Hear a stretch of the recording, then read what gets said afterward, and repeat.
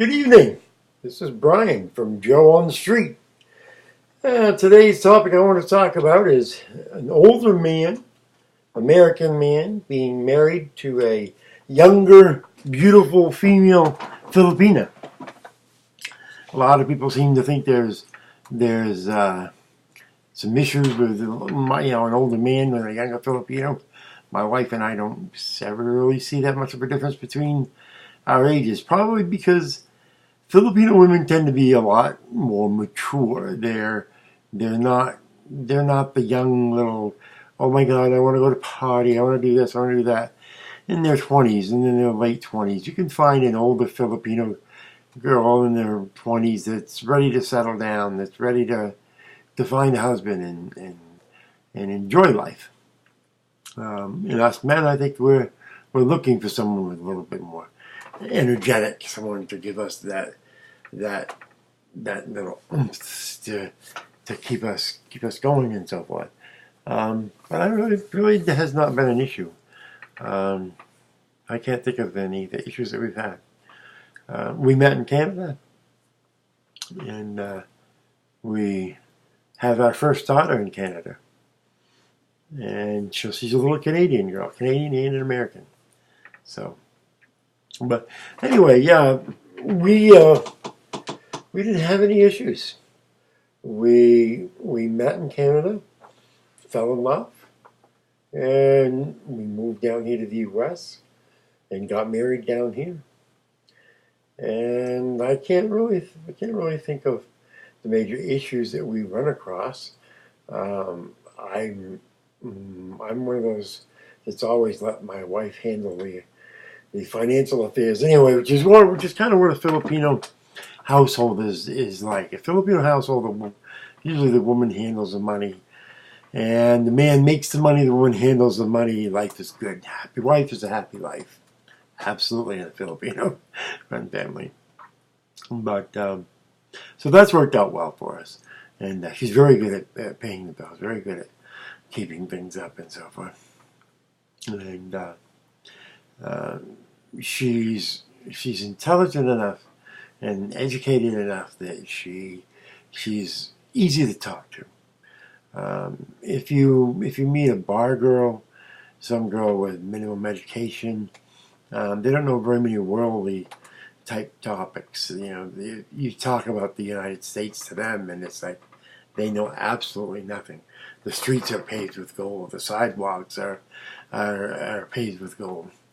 But when you find an educated female, educated girl, usually you find someone that you can have some intelligent conversations. They don't really care for whiskers much. My wife and I have been together for about 14 years. And when her and I first started talking to each other, I had a goatee and a mustache. And she asked me to shave it, and I did. And now we've been together for 14 years, and I've decided to grow it back just to see what it'll look like. Before it was red with a little brown, and now it's a little white. And this is not dyed. This is my natural color hair.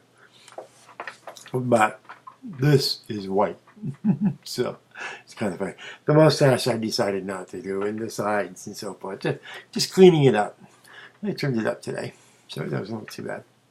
But yeah, she's not a very big fan about that. One thing that Filipino women aren't fans about is let me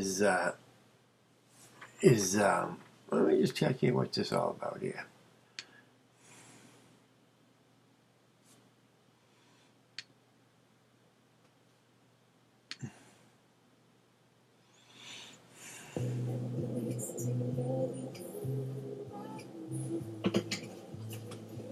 Oh, somebody's live stream. Okay. He said live stream. I wanted to make sure that mine hadn't switched over to live stream. That would have been a little weird had that happened. But I'm not live stream, so I'm okay. So basically, like I was saying, they're not really big on whiskers. So if you have whiskers, you may find that you're going to be asked to shave. And believe me, I'm asked to shave this often. Even my daughter says that if I fall asleep, she's going to one of these days, and I believe her. She probably will. But we have a beautiful little 8-year-old daughter. She's very, very active in sports. She's a very intelligent little girl. We got a report today from school, and they said that she's a very smart little girl. They love to have her around. But I have 2 older daughters, I always was worried about how that was going to work out. The 2 older daughters with the little daughter, the little sister, the baby sister. And believe me, when you've got a daughter that's 8 years old and another daughter that's 39 years old, and another one that will be they'll be 41 years old in a few days. Then you kind of wonder. But they love each other. They're great. Oh my God, my older kids are super with Victoria. That's my younger daughter's name is Victoria.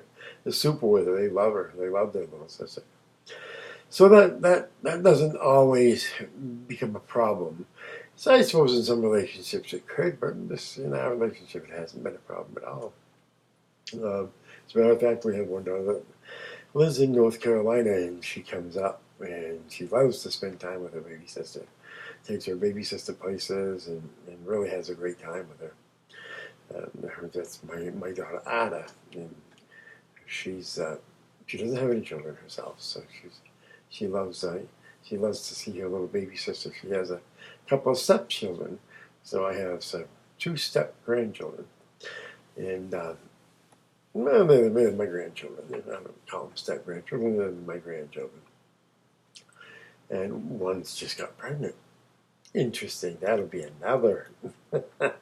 That'll be another tape, another day, another video. But I digress. So yeah, that's not an issue, I guess. The food. You either have to be prepared to cook for yourself or be able to eat the Filipino cuisine. My wife and I, when we first got together, my wife explained to me she could cook anything, but her palate prefers the Filipino cuisine. That's what we eat, the Filipino cuisine. She makes the Filipino foods, which I think is absolutely fabulous. She's a big cook with pork and chicken, and I love pork and chicken. We eat steak too, but pork and chicken mostly. Sinigang, adobo, all of those foods are just fantastic.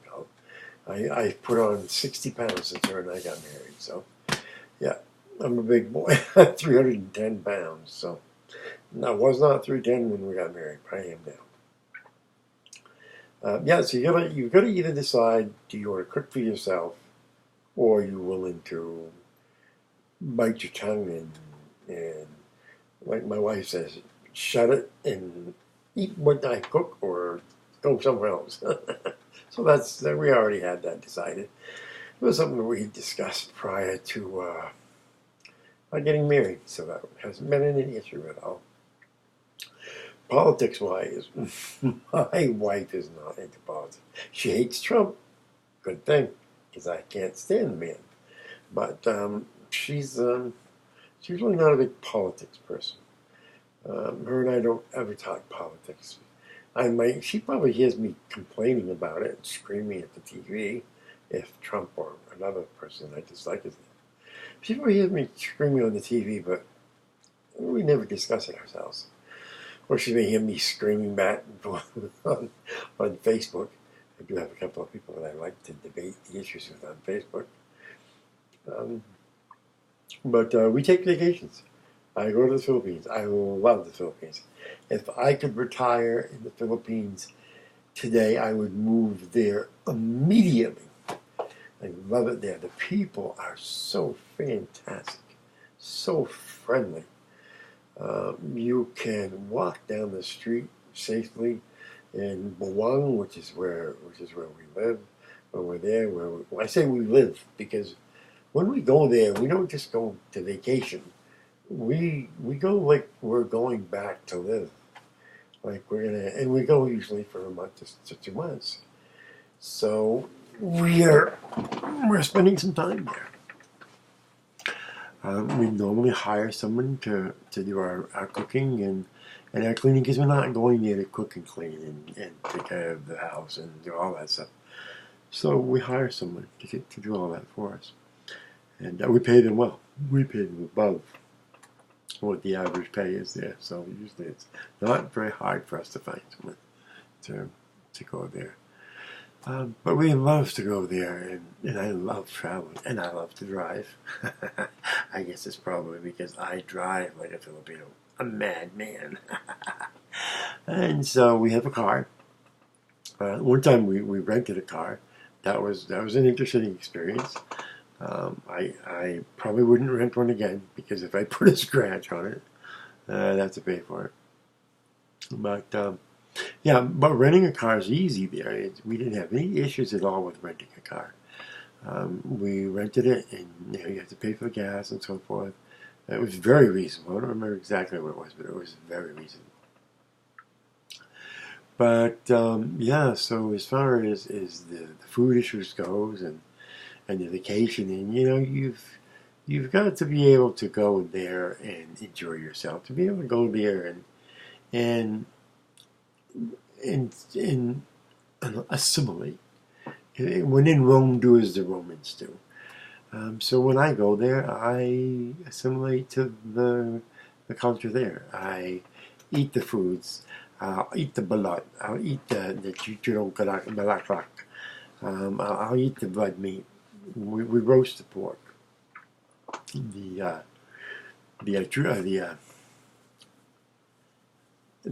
pig. We roast the pig. Lechon. We do lechon.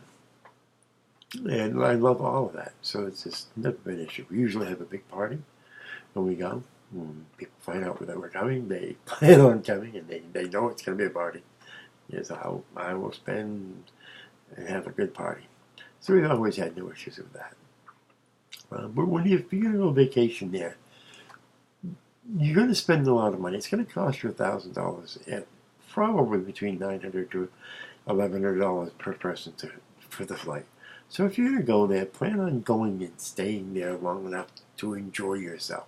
Don't just go there for 1 to 2 weeks. Okay, if that's all you have, for time, by all means, do it. But you want to be able to spend enough time to be able to see the sights, because you could go to the Philippines and you'll fall in love with the beach, and you'll stay on the beach all day long and do nothing but stay on the beach in the 85-degree water, 90-degree water. You jump in that water, it feels like bath water. That's how warm it is. Sometimes it's like a hot tub. Hot. Speaking of hot, prepare to be sweaty. Do whatever you want to do, but prepare to be sweaty. You can have air conditioning in your car, you'll be fine. Air conditioning in the house, you'll be fine. Hotel room, whatever you decide to do, you'll be fine. Outside of there, bring a sweat rag. Wipe your face. Put a bandana on. You gotta plan on that. But it's great. It's great. We've been there. We've been to Baguio. We've gone up to Baguio, up the road, up the Nigilian Road, which is scary if you're a first timer. I drove truck for 30 years, so you don't steer me very easily. But there's a couple of times when you have a bus coming around the corner on your side of the road, and you're trying to find enough room, and you're nearly up against the rock, and he's still on your side of the road, and at the last second he pulls over, and you pass each other, and you think to yourself, if I ever see him again, I'm going to kill him. But no, seriously. But yeah, scary roads sometimes. But I usually like to drive. I'll drive myself. I guess I'm just one of those that I trust myself. And if anybody's going to kill me, it's killing me. I'll kill myself. But be prepared. It's going to freak you out at times.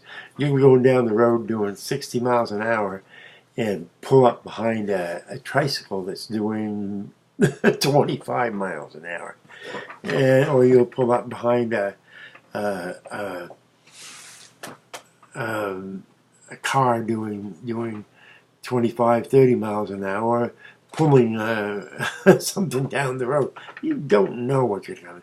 Or there could be a small a carabao. Carabao is basically a water buffalo. Carabao pulling a cart down the road. They all were on the same road. There's no speed limit. So be prepared to see just about anything. This is going to be a two-pack thing. So we're running on about 15, 16 minutes now. So we're going to call this as it for this video.